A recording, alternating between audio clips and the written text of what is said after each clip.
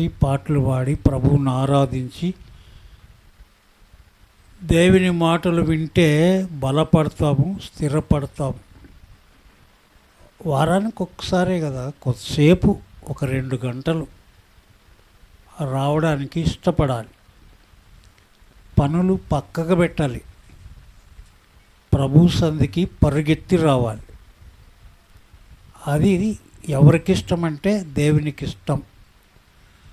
అన్ని కార్యాల కంటే ప్రభు కార్యం, ప్రభువుని ఆరాధించుట మనకు ముఖ్యమైందని ఎంచుకోవాలి మన హృదయములో.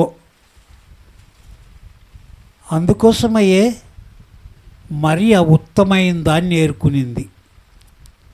మనము కూడా అట్లా ఏరుకుంటే చాలా బాగుంటుంది. ప్రభువు కూడా మనల్ని ఏం చేస్తాడంటే మెచ్చుకుంటాడు. ఏం చేస్తాడు? మెచ్చుకుంటాడు. నోరు తెరాలి నేను అనిన మాటకి. హల్లెలూయా. కాబట్టి ప్రియులారా, మనము తొందరగా వచ్చేది నేర్చుకోవాలి. శుక్రవారం రాము, శనివారం రాము, మంగళవారం రాము, మరి ఆదివారం కూడా లేటుగా వస్తే ప్రభు ఒక్క దాంట్లోనన్నా నన్ను మెచ్చుకుని అలా అనుకున్నామా? వద్దే వద్దు. ఇంకా ఇట్లా చేయకూడదు, ఇవన్నీ చెప్పకూడదు, బయట వాళ్ళు వినకూడదు అంటారు. బయట వాళ్ళకు కూడా బుద్ధి వస్తుంది, అవును కదా అని. ఆ యూట్యూబ్లో ఉన్నప్పుడు వాళ్ళకి తెలివి లేదు అట్లా అనే వాళ్ళకని నేను అంటాను. ఏమని? అలాగ చెప్పకూడదు, మంచి మంచి ముఖ్యమైన బెట్టల్లా ఇలాగ బుద్ధి చెప్పినవి వద్దంటే నాకు ఇష్టం లేదు. అట్లా అందరు వినాలి, అందరూ బాగుపడాలి కదా. మరి అందరు వినాలి, అందరూ బాగుపడాలి. ఏం చేయాలి? బాగుపడాలి. ఇప్పుడు బంగారు బాగలేకుంటుంది, దాన్ని ఏం చేసి ఉంటే ఉండలే అనుకుంటారా? అనుకుంటారు. నల్లగా అయింది కదా అని మరీ కడిగిస్తారు, తెల్లగా చేసుకుంటారు. అట్లనే మన హృదయాల్ని వాక్యం వినే కొద్దీ బాగా చేసుకోవాలి, కానీ బాధపడకూడదు. బాగా చేసుకోవాలి కానీ బాగా పడకూడదు. దేవుని వాక్యం ఎవరిది చెప్పండి? దేవుని వాక్యం ఎవరిది? మనదే. అందరు చెప్పండి, ఎవరిది? మనదే. అందరికీ వస్తుంది. ఫలానా ఆమెకి, ఫలానా అతనికే కాదు, చెప్పే నాకు మీకు అందరికీ అది దేవుని వాక్యము అవసరం. కాబట్టి మనం దేవుని వాక్యం పైన మనసు ఉంచాలి కదా. మరి వాక్యం పైన మనసు ఉంటే చాలా బాగుంటుంది. మనం చదువుకున్నాం, కొన్ని మాటలు ఇందాం. నేను కూడా ఎక్కువ మాట్లాడలేను, కానీ ఏమట్లా ముందుకు పోతాను. మాట్లాడడానికి చేత కాదు. ప్రభునందు ప్రియులారా, పాదములు అనే దాని గురించి చదువుకుంటున్నాం కొన్ని వారాల నుండి. అప్పుడప్పుడు మరి వేరే వాళ్ళు వచ్చి మాట్లాడతారు, ఇమ్మానేలు, లక్ష్మణ గారు కదా, వీళ్ళందరూ మాట్లాడతారు. కాబట్టి పాదములు అనే మాట చదువుకొని ముందుకు పోతుంటాం. మనం ఏం చదువుకున్నామంటే 6వ అధ్యాయం 28వ వచనం చదవండి. సామెతల గ్రంథం 6వ అధ్యాయం 28వ వచనాన్ని చదవండి. 28 అదేనా చదువుకున్నాము? ఒకడు నిప్పుల మీద నడిచిన ఎడల వాని పాదములు కమలకుండునా తన పొరుగు వాని. మరి ఒకడు నిప్పుల మీద అంటే అగ్గి మీద నడిస్తే వాని పాదములు కాలకుంటాయా? కాలుతాయి. అంటే కీడుకు ప్రతి కీడు చేస్తే, కీడు చేయన వానికి కూడా కీడు చేస్తే వాని పాదాలు కూడా కాలుతావి అని అర్థం. వానికి కూడా కీడొస్తుంది అని అర్థం అన్నమాట. మనకేమొస్తుంది? కీడు వస్తుంది. కాబట్టి మనము జాగ్రత్తగా చూడాలి. అట్లా నిప్పుల మీద, అంటే పాపం అంటే నిప్పు అనమాట. అది పాపం అంటే ఏమి? అగ్గినిప్పు. యా నిప్పు చెప్పండి? అగ్గినిప్పు. మా వాడు ఒక్కడు ఉండే, వాని పేరు అగ్గినిప్పు అని పెట్టి వింటున్నాను. ఎందుకంటే వాడు అగ్గి ఉన్నట్లనమాట. భలే రోసమైతుండే అప్పుడు. ఇక నాన్న పిలిచేదానికి అగ్గినిప్పు అని అందరూ వాని పేరు ఇడిచిపెట్టి ఇంక అగ్గినిప్పే పట్టిండ్రి. అట్లా కాబట్టి మనము కీడు చేస్తామంటే మనకు కీడు కాలుతుంది. అంటే అది వాక్యానికి వ్యతిరేకంగా నలిస్తే పాపం అవుతుంది. ఆ పాపము మనకు కూడా చుట్టుకుంటుంది. అది అన్నమాట. ఆ పాపం మనకు కూడా ఏమవుతుంది? చుట్టుకుంటుంది. కాబట్టి ఎవరికి ప్రతి కీడు చేయకూడదు.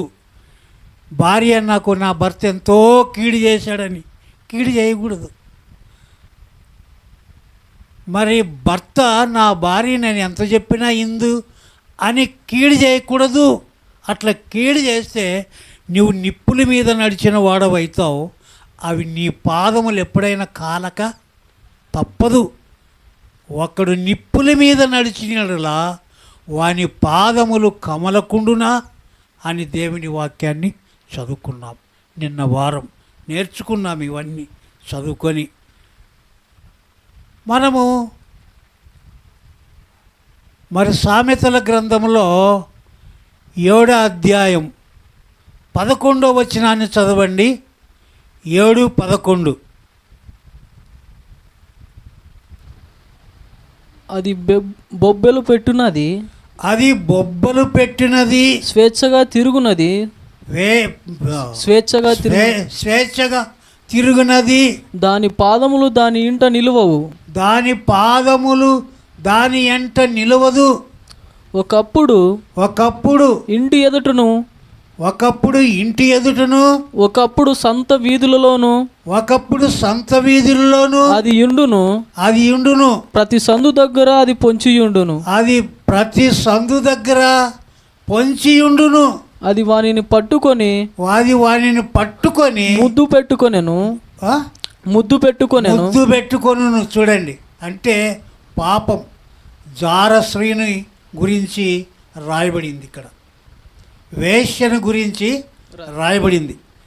దాని మనసు ఒక్క చోట ఉండదట. ఇక్కడ మనం చదువుకుంటున్నాం కదా. ఒకసారి ఎక్కడుంటుంది? ఇంట్లో ఉంటుందంట. ఒకసారి సంత వీధిలో ఉంటుందట కదా. దాని పాదములు అటు ఇటు తిరుగులాడతాయట కదా. దాని పాదములు ఏం చేస్తాయంట? అటు ఇటు తిరుగుతాయి. అక్కడ చదవండి మరి ఒకసారి. అంతటా ఒక వేషము వేసుకుని కపటము గల స్త్రీ ఒకటి వానిని ఎదుర్కొని వచ్చెను. అది బొబ్బులు పెట్టున్నది, అది బొబ్బలు పెడుతుందంట. స్వేచ్ఛగా తిరుగునది, అంటే స్వేచ్ఛ కావాలంటది అనమాట. నాకు మగోనికి ఎంత స్వేచ్ఛ కావాలో అంత కావాలి, హక్కు నాకు కూడా కావాలి అనుకుంటుందంట ఆ స్త్రీ.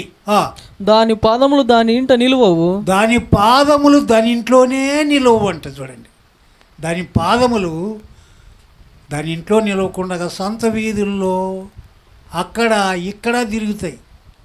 కాబట్టి మనం అలాగా ఉండకూడదు. స్థిమితమైన మనసు గలవారై ఉండాలి.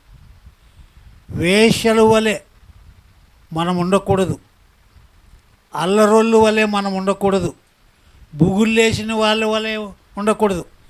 ఎవరైనా ఒక మాట చెప్తే భార్య కానీ భర్త కానీ నిజం చెప్తా అబద్ధం చెప్తుందా, ఇది అపాయమా కాదని ఒక్కసారి గమనించి నడుచుకోవాలి.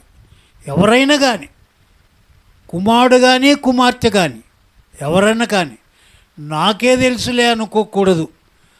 దాని మాటను ఒక్కసారి ఆలోచన చేయాలి. చెప్పిన మాటను ఆ స్త్రీ మాదిరి మనము ఉండకూడదు కదా. దాని ఇంట్లో దాని పాదములు నిలువవు కదా. మరి ఒక్క చోట ఉండవని రాయబడింది. కాబట్టి మనం అలాగా ఉండకూడదు. మన పాదాలు స్థిరంగా నిలవబడాలి. నిన్న వారం చదువుకున్నాం కదా, ఎక్కడ నిలవబడాలని చదువుకున్నాము, ఎక్కడ నిలబడాలి చదువుకున్నాం కదా. యెరూషలేమా, మా పాదములు నీ గుమ్మములో నిలబడి ఉన్నవి, నిలిచి ఉన్నవి. అలాగ చెప్పాలి. ప్రభువా, మా పాదాలు నీ సన్నిధిలో నిలవబడ్డాయి, రక్షింపబడ్డాను, నేను మారుమనసు పొందాను, నేను ప్రభువు బిడ్డను, అలాంటి ఆలోచనలు నాకొద్దు అని దూరము తొలగించుకోవాలి. దాని పాదములు అటు ఇటు దిగులాడుతాయంట. చూడండి, మన పాదాలు అలాగా ఉండకూడదు. స్థిమితం లేని వాళ్ళ వలె మనం ఉండకూడదు. స్థిమితం ఉండాలి, మనకు నెమ్మది ఉండాలి. నెమ్మది కలిగి ఉంటే చాలా మంచిది అన్నమాట, చాలా మంచిది. కాబట్టి ప్రియులారా, మనం ఎలాగున్నామో ఒక్కసారి ఆలోచన చేద్దాం. పరమగీతములలో కూడా మనం చదువుకుందామండి. పరమగీతములు మరి 3వ అధ్యాయం 10వ వచనాన్ని చదవండి. 3:10. దాని సంబంధులు వెండిమయములు, దాని పాదములు స్వర్ణమయములు,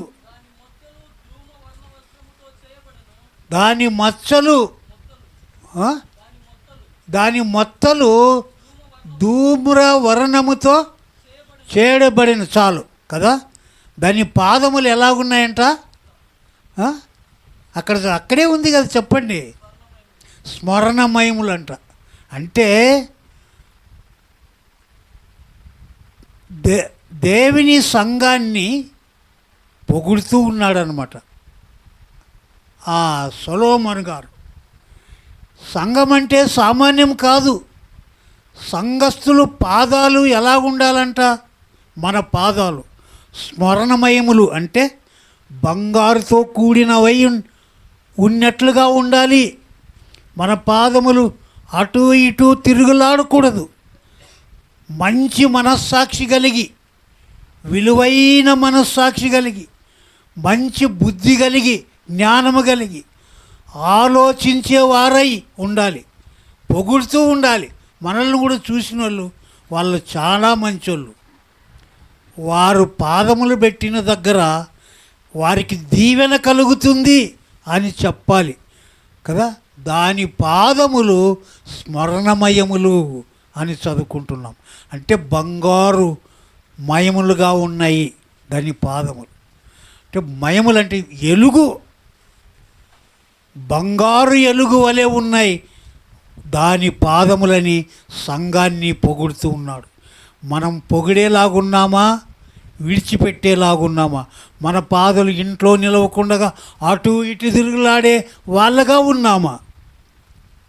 మనకేదైనా పని ఉంటే వెళ్ళాలి, కానీ అనవసరమైన పనులకు వెళ్ళకూడదు. చాలామంది అనవసరమైన పనులకు వెళ్తూ ఉంటారు కదా. అనవసరమైన ఏమీ లేకుండా వెళ్ళేవారిగా ఉంటారు. మనము నెమ్మదిగా ఉండి ఇంట్లో ప్రార్థన చేసుకోవచ్చు కదా. టీవీలో దగ్గర కూర్చుంటే చదువు రాకపోతే దేవుని వాక్యం పెట్టుకొని వినొచ్చు కదా. అలా కాకుండా ఇంట్లో ఉన్ని బయట ఉన్ని లేని పిచ్చి ఆలోచనలు ఆలోచించకుండా ఉండకూడదు కదా. మరి దావీదు మహారాజు అంటాడు, నేను రాత్రి జాములో దేవుణ్ణి జ్ఞాపకం చేసుకుంటే నాకు క్రొవ్వు మెదుడు దొరికినట్లుంటుంది అంటున్నాడు. అంటే మనం దేవుణ్ణి జ్ఞాపకం చేసుకుంటే, దేవుణ్ణి స్తుతిస్తూ ఉంటే మనకు అది యొక్క క్రొవ్వు మెదుడు ఉన్నట్లుండాలి. మన మనసు అంత మంచిగా ఉండాలి. దేవుడు పొగుడుతాడు మనల్ని. ఏమని పొగుడుతాడంటే, వాని పాదములు స్మరణమయములు. యామయములు, స్మరణమయములు. బంగారుతో కూడింది, బంగారు లాంటి ఎలుగుతో కూడింది అని మనల్ని పొగిడే వాళ్ళగా ఉండాలి. అటు ఇటు దాని పాదములు తిరుగుతున్నాయి అని మనల్ని అనకూడదు. దేవుడు మనల్ని అనకూడదు.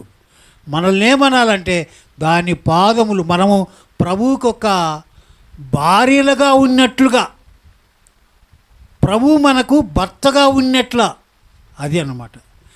ఆయనే భర్త, ఆయనే దేవుడు, ఆయనే తండ్రి, ఆయనే తల్లి కదా.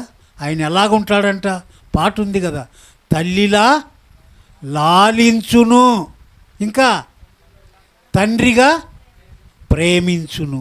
ఆ ప్రేమ మనలో ఉండాలి. ప్రతి స్త్రీలో, ప్రతి పురుషుల్లో ఆ ప్రేమ ఉండాలండి. అప్పుడు దేవుడు మనల్ని చూసి, అయ్యా అమ్మా నీ పాదములు స్మరణమయములు అని చెప్తాడు దేవుడు. కాబట్టి మనం ఎలాగుండాలంటే దేవుడు మెచ్చుకునేలాగుండాలి.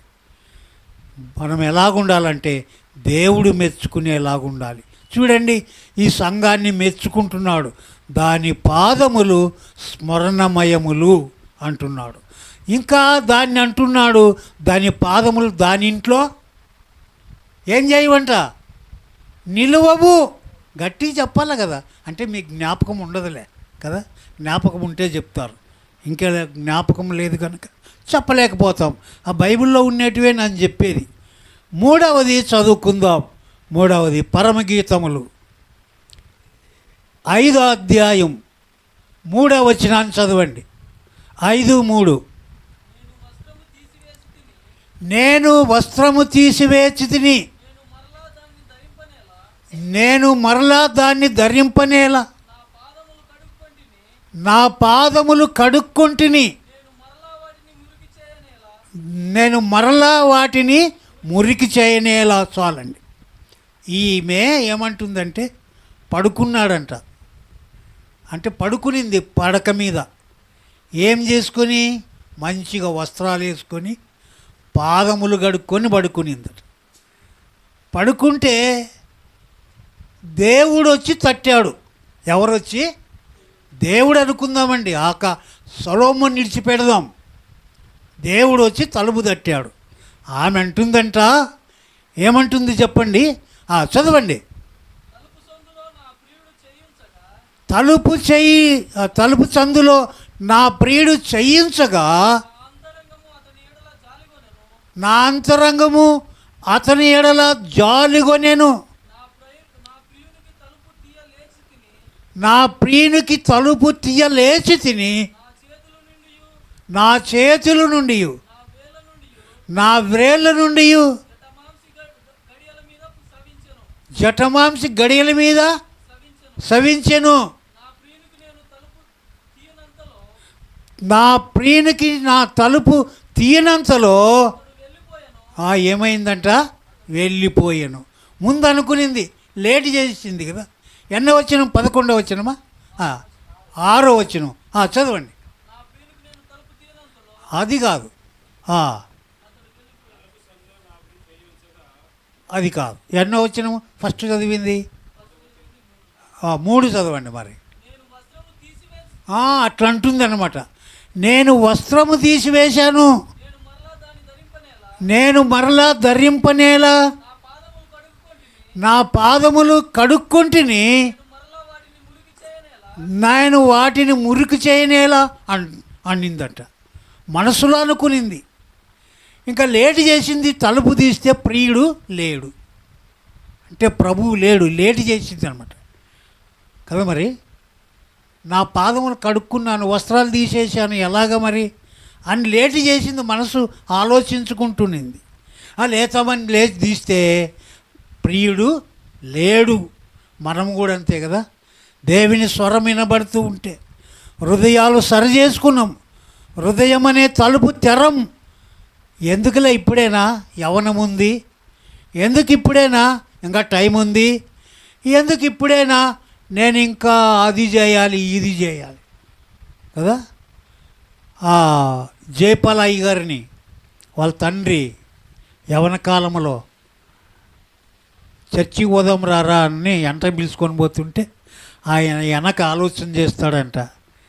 ఏమి నాయన నన్ను చర్చికి పట్టుకొని పోతావు, నేను ఇంకా యవనస్తుడే, ఏమీ తాగలేదు, ఏమీ తినలేదు, ఏమీ చేయలేదే, నన్ను పట్టుకొని పోతావు కదా నాయన అనుకున్నాడంట. అట్లనే ఈమె అలాగ ఆలోచించింది. ఆలోచిస్తే ప్రియుడు వెళ్ళిపోయాడు. ఈ జైపాల్ గారు దేవుని వాక్యం విని పట్టుబడ్డాలండి. ఇంకప్పటి నుండి దేవుని సేవలో దాదాపు మాకంటే పెద్దోడు అనుకుంటాను. ఎప్పుడో చిన్నప్పటి నుంటే ఆయన వాక్యం రేడియోలో వచ్చేది, నేను వినేవాడిని. నేను అప్పటికే నేను కొంచెం దేవుడంటే భయం, కానీ అన్నీ చేసేవాడనే, మామూలు అన్నీ. కాబట్టి ప్రియులారా, మనము అవన్నిటికీ స్థలం ఇవ్వకుండా ప్రత్యేకంగా మన ప్రభువుకు స్థలం ఇవ్వాలి కదా. మరి ఆమె ప్రియుడు వచ్చి తలుపు తట్టిన వెంటనే లేచి తలుపు తీసింటే కనబడుతుంది కదా, ఆలోచించింది, వెళ్ళిపోయాడు ప్రాణప్రియుడు అనగా దేవుడు. కాబట్టి మనము కూడా లేటు చేస్తే వెళ్ళిపోతాడు. ఆయన ఎక్కడున్నాడంట? హృదయం అనే తలుపు దగ్గర తట్టుతూనే ఉన్నాడంట కదా. ప్రకటన గ్రంథము 3వ అధ్యాయం 20వ వచనమేనా? ప్రకటన గ్రంథము 3వ అధ్యాయం 20వ వచనమేనా? చూడండి, ఇదిగో నేను తలుపు నద్ద ఉండి తట్టుచున్నాను. ఎవడైనా నా స్వరము విని తలుపు తీసిన ఎడల నేను అతని యొద్దకు వచ్చి అతనితో నేనును, నాతో కూడా అతడును భోజనము చేయుదుము. చూడండి, భోజనం చేస్తామన్నాడు కదా. మరి హృదయం అనే తలుపు తెరిస్తే కదా, చాలామంది ఈ పిచ్చి పిచ్చి కోరికలను పెట్టుకుని ఉంటారు హృదయంలో కదా. ఆటికొస్తాడు కదా, ఈటికొస్తాడు, ఆడుంటుంది, ఈడుంటుంది, ఆలోచనలు చేసి పిచ్చెక్కిపోయి కదా ఏమవుతారు? పిచ్చి వాళ్ళు అయిపోతారు, దేవునికి దూరం అయిపోతారు, దేవుని స్వరం వినరు. హృదయం అనే తలుపు దగ్గర ఉండి తట్టుతుంటే కూడా ఆట అంటే అది ఆటే. రెడ్డొచ్చా, మొదలుపెట్టా, ఏమిటిది కథ? ఏం కథ? అదే గొనుగులాడము, సనుగులాడము, గొనుక్కోవడము, కసురుకోవడము, ఇసురుకోవడం కదా. మరి అదే. కాబట్టి మనం అలాగా ఉండకూడదు. మన ప్రాణప్రియునికి, మన దేవునికి స్థలం ఇవ్వాలి. ఈమె అలాగా అనుకోలేదన్నమాట. నేను వస్త్రం తీసివేశాను, నా పాదములు ఎందుకు మళ్ళీ మురికి చేసుకోవాలా అని ఆలోచన చేసి తలుపు తీస్తే కదా, ఆయన తలుపు తడుతూనే ఉంటాడు. వెంటనే తీస్తే సరిపోతుంది, లేట్ అయితే వెళ్ళిపోతాడు అనమాట. ఆయన ఎన్నిసార్లు చూస్తాడు కదా. మరి ఎన్నిసార్లు చూస్తాడు కదా. మరి నేను పడుకుని ఉంటాను, నా భార్య నన్ను లేపుతుంది బయటికి పోవడానికి. గట్టిగా లేపాలి కదా, సరే సరే ఎట్లలే గట్టిగానే లేపు, ఏం మెలికి వినబడుతుంది. ఎన్నిసార్లు లేపుతూ అంటే 9 సార్లు. మరి గట్టిగా ఇంకా లే కదా, ఒకటేసారి అరిచింటే గట్టిగా అరిస్తే లేస్తాం కదా, అవసరతలు తీరుస్తాం కదా. మరి బయట తీసుకోపోతాం. కాబట్టి ప్రియులరా, ఇలాగ మనము ప్రభువుకి గట్టిగా ప్రార్థన చేయాలి. ప్రభువు తట్టిన వెంటనే మన హృదయాన్ని సరి చేసుకోవాలి. ఏం చేసుకోవాలి? సరి చేసుకోవాలి. సరి చేసుకొని మనం స్థిరంగా నిలవబడాలి. ప్రభువుకు స్థలం ఇవ్వాలి. నేనెందుకు ఇవ్వాలి, నేను పాదాలు కడుక్కున్నాను మురికి ఎందుకు చేసుకోవాలి అనకూడదు. మన ప్రభువుకి ముందు స్థలం ఇస్తే అన్నీ సరిపోతాయి, మనకు అన్ని అక్కర్లు కూడా తీరుతాయి. లేకుంటే అన్ని గలిబిలే, అన్ని అడ్డులే, అన్ని చిక్కులే. ఆ చిక్కులను మనము గమనించము, మామూలేలే అనుకుంటాం కదా. అది ఏమవుతుందంటే వాత వేయబడిన మనస్సాక్షి. మామూలే అనుకుంటే ఇలాగెందుకు జరిగింది నాకు అని ఆలోచన చేస్తే దాన్ని సరి చేసుకుంటే బాగుంటుంది. లేకుంటే చాలా దెబ్బతింటాం మనం. దెబ్బ అంటే చాలా దెబ్బ. యా దెబ్బ అంటే అది పోని దెబ్బ తింటాం. యా దెబ్బ? మానని దెబ్బ. యా దెబ్బ? మానని దెబ్బ తింటాం. మానిపోయే దెబ్బ కాదు, మానని దెబ్బ తింటాం. కాబట్టి ప్రభువుకు మనమున్న హృదయాన్ని ప్రభువుకు సంపూర్ణంగా ఇవ్వాలి కదా. మనము ప్రభువుకి మనము హృదయపూర్వకంగా తలుపు తెరాలి లేచి. అట్లా ఇలాగ సాకులు చెప్పకూడదు. అలాగ సాకులు చెప్తే వెళ్ళిపోతాడు. మనము సాకు చెప్పుకుంటే వెంటనే ఆయన మాట వింటే మనతో కలిసి ఏం చేస్తాడంట? భోజనం చేస్తాడు. ఏం చేస్తాడు? భోజనం చేస్తాడు. ఓ, ఆయనే పెళ్లి కుమారుడు, ఆయనే ప్రభువు, ఆయనే రాజు, అన్నీ ఉంటాయి ఆయన దగ్గర. ఆయన మన కోరికలు తీరుస్తాడు. నేను ఒక్కొక్కసారి ప్రార్థిస్తాను. ప్రార్థించినప్పుడు కోరిక నెరవేరుకుంటే కూడా నేనేమంటానంటే ప్రభువా, నా కోరిక ఎప్పుడు నెరవేర్చేవులే, నీ ఇష్టం ఎట్లా చేసుకుంటాను కదా. మనం అట్లా చెప్పుకునే వాళ్ళగా ఉండాలి. లేదు ప్రభువా, నీవు నా మాట వినవు గనక నేను నీ మాట విన్నంటామనుకో, అంత చెడిపోతాం. ఎంత చెడిపోతాం? అంత ఇల్లు ఒళ్ళు అంత చెడిపోతాం. మనమంతా చెడిపోకుండా స్థిరంగా ప్రభువులో ఉండాలి. స్థిరంగా మనం ప్రభువులో ఉండాలి. ప్రభువులో ఉంటే స్థిరమైన బలము కలిగి ఉంటాం కదా. మరి ఒకటవది ఏం చదువుకున్నామంటే కదా, దాని పాదములు దాని ఇంట్లో నిలవవు. రెండవది ఏమంటే కదా, పొగుడుతాడు. ఏమని పొగుడుతాడంటే మన ఇంట్లో నిలిస్తే దాని పాదములు కదా స్వర్ణమయములు.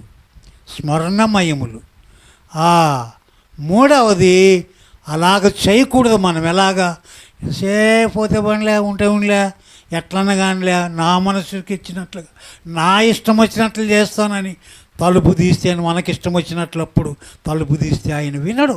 మన మాట వినడు. నేను నా పాదములు కడుక్కున్నాను, అవి మురికి చేయనేలా, నేను లేను అనకూడదు. మనము ప్రభువు మాట వినాలి. ప్రభువు మాట విని ప్రభువు పాదాల దగ్గర కూర్చోవాలి. ప్రభువా, మా పాదములు మీ సన్నిధిలో నిలవబడ్డావని చెప్పాలి. మనమందరం అలాగ జీవించాలి. నాలుగవది యెషయా గ్రంథం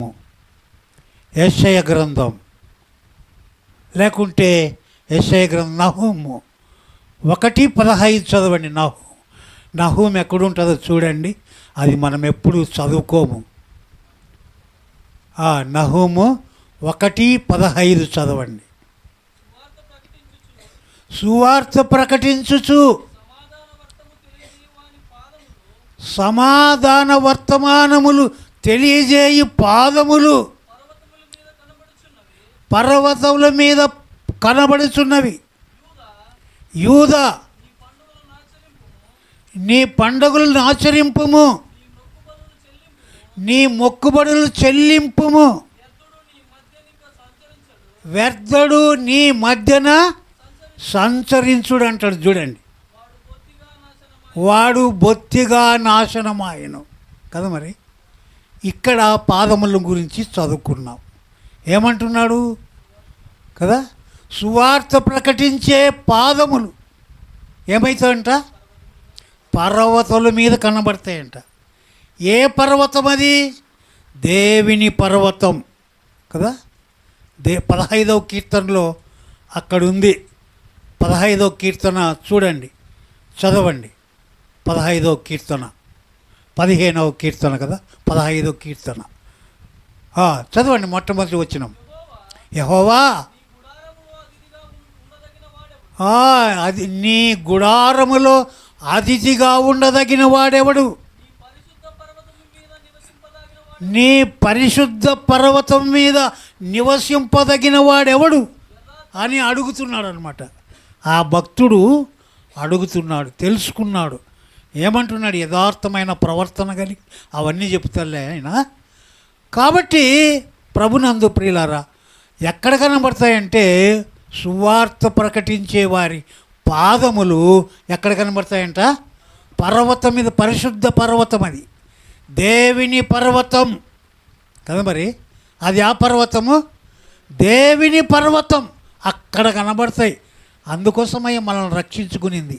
అమ్మా బాబు, ఏ పిచ్చి పిచ్చి ఆలోచనలు ఆలోచించకుండా ఎక్కడికి పోయినా యేసయ్యను గురించి ఒక మాట చెప్పు, యేసయ్యను గురించి ఒక మాట చెప్పు. వాళ్ళని గురించి వీళ్ళని గురించి కాదు, దేవుడు చేసిన నాకు ఈ మేలు చేశాడని ఒక మాట చెప్పు.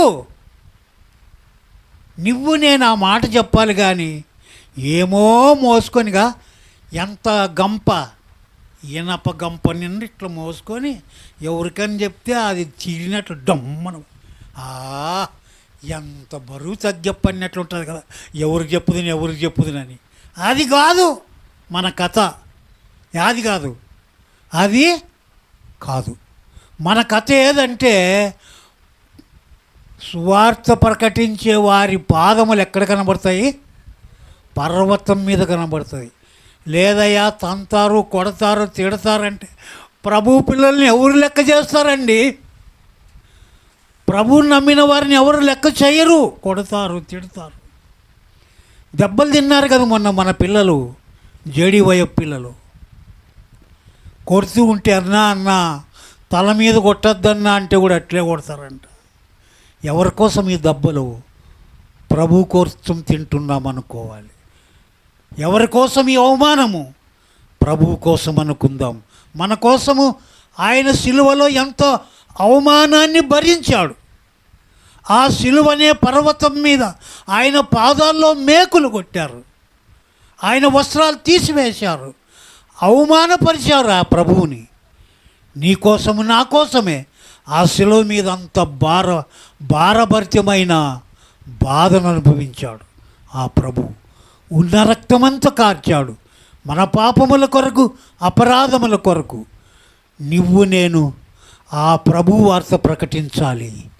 మన పాదములు కూడా పరిశుద్ధ పర్వతం మీద కనబడతాయి. రేపు పొద్దున ఎక్కడ కనబడతాయి? పరిశుద్ధ పర్వతం మీద.